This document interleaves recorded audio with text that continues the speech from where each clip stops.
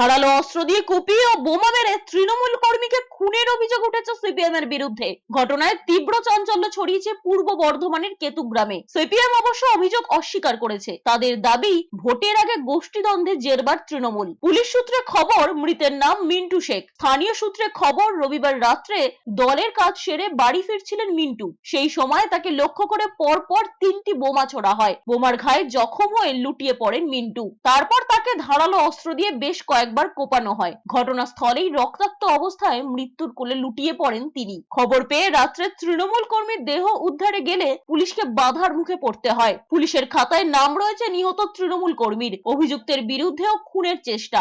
অস্ত্র আইনে মামলা রয়েছে। পুরনো শত্রুতার জেরেই খুন বলে পুলিশের দাবি। এদিকে কেতুগ্রামের তৃণমূল কর্মীকে খুনের ঘটনায় দুজনকে আটক করেছে পুলিশ। তাদের মধ্যে একজন সিভিক ভলেন্টিয়ারও রয়েছেন।